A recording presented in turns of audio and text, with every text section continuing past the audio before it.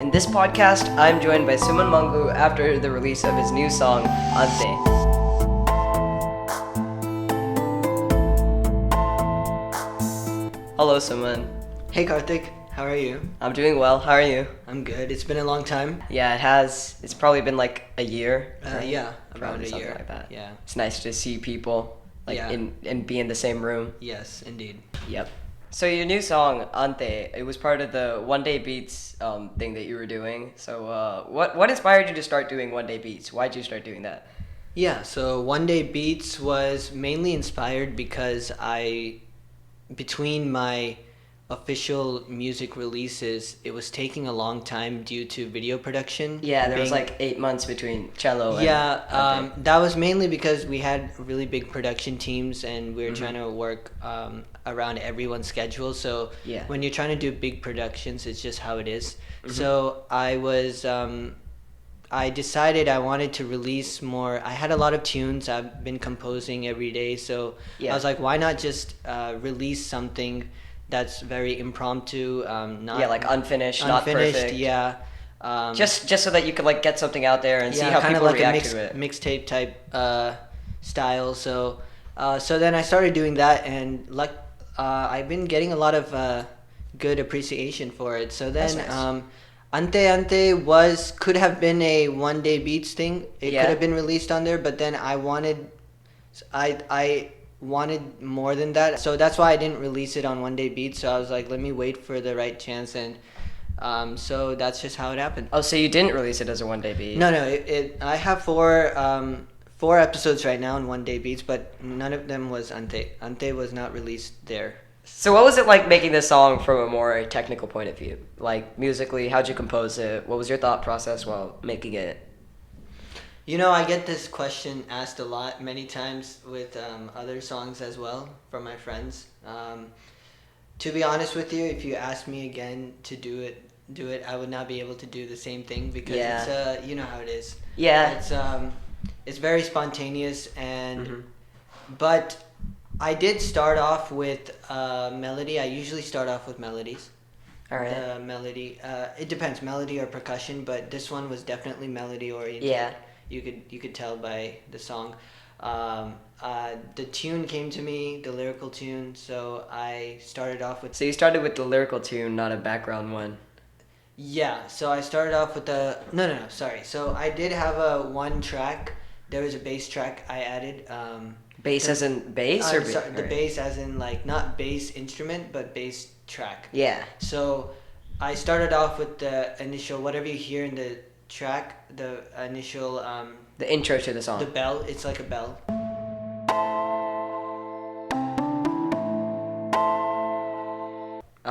So right. that's the bass track for me on this, and then I started from there. That's how I got the tune for the melody tune, and then I just added on layers. All right. So you started with the bell, and then like, what do you usually go about? What do you do last? Is there anything that you just like put off until like it's like, I don't want to add a drum beat or I don't want to add a bass right now. I want to do that later. So no, everything is jumbled up, you know. Yeah. To be honest, but if anything is last, I would say the very last thing I would do is re-enhance my background music. So I would add more percussion or just to enhance it more. Is yours very systematic? Like, do you always just go beat first, then vocals, or No, Alright. it can be different. Sometimes, a lot of the times, all my tunes I have composed that I've released, a lot of them were not in the studio. They were actually done in the car. So I'm just humming along, and then I get a tune, and then I record it on my voice recorder. Yeah, my on your phone. And then I go back to the studio, and I'm like, hey, let's lay this down and stuff. yeah? you know? So you just play it on your MIDI and then. Yeah, so usually it's the lyrical tune I get first, so then based off that I do it. So it just depends on the project. Everything. Yeah. There's no set rule for anything for me. Mhm. Did you use Logic to do the composing for this one as Yes, well? I do. Now I've been using Logic for everything. I used to use Pro Tools back in the day. So you use Logic for mixing now too? Yes. Oh, that's cool. Yeah. Well, I get it mixed from people in India now, so I don't do my mixing. Yeah. Except for One Day Beats, I just do basic mixing and just release. But Yeah, because those are like just yeah, prompt to they're start. just Yeah. throwaways. Just to see how. Yeah. So what was it like making the video for this song? Like you said, you had your own idea. All right. Yes. So the video was it was actually much faster than I expected. So the song took. You thought it would take longer? You thought it would. I didn't have it. I didn't. It was like every song that I do. I have a simple idea in mind, but it turns out to be something bigger. Mm-hmm. Definitely. So this one was Harsh directed it. Again, so the same guy that directed Cello and Okay. the same guy that's has directed the next music video that I'll be releasing. So he's been a great director and cinematographer. So in this one, he's directed it and he was a cinematographer. So I approached him. I was like, "Hey, can we do something like very minimal? It's just gonna be me and maybe people. max like 2-3 people." Yeah. I had an idea, and he's like, "I know you want it simple, but let's push it up a notch. Let's add a character to it. Yeah. Let's add you a character, and let's do something different that people don't expect from you. That Yeah. People should not be looking at the screen and say, 'Hey, that's Suman.' People should be like, it's a character. Yeah. They shouldn't be like." And that's been happening a lot in music nowadays. Yeah, like yeah. especially with big artists. Yeah, Artists like yeah. I think Billie Eilish also said that Oh, yeah. she's always playing a character in her music. Oh yeah, yeah. Yeah. I think that's the new. It's a new thing. I mean, I nowadays. think it's been there before, but people haven't registered. Haven't it like recognized it entirely. Yeah, It's yeah. like usually it's like, all right, this artist made a song about their life, but in this case it's like, no, this is something. Yeah, this is back in something the day, it's completely like different. all about their life. Now it's Uh-huh. like it's branched out to different social concepts and what's happening around. That's the also world. really good for like parody music. Yeah. For people to like just like make fun of a certain character. Like, yeah, so it's like they're singing it themselves, they're portraying it themselves, but everyone's like, no, that's not them. yeah. So I think that's a good thing. It's storytelling mixed Yeah. with music, and I think that's where you get the emotional connection, which brings your music to life more. Yeah, and you can connect to people who are like probably different than you in many ways. Oh, yeah, and your definitely. character could probably connect to a lot of people Yeah, too. yeah. What would you say is your favorite part of like composing this song from a music standpoint, not the video? From a music standpoint, to be honest, it's the lyrics, it's the melody, man, because that's something I haven't done before, and me writing the lyrics Yeah, entirely. too. Me writing the lyrics, Mhm. this is the first time that the audience will see my lyrics that I've written. And out of your 3 songs, this is also the first one that I wrote. You're Yeah. singing too. Yeah, I'm singing, and I did everything basically. So,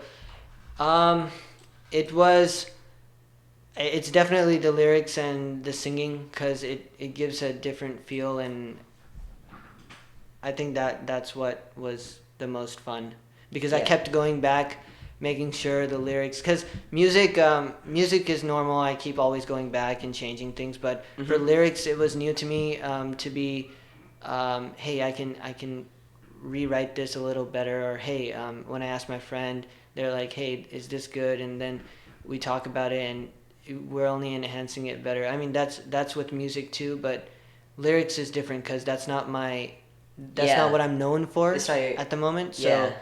it was nice to be able to come out with something that sounded nice, And it's entirely done by you. Yeah. Like the composition, Yeah. the singing, the lyrics. yeah.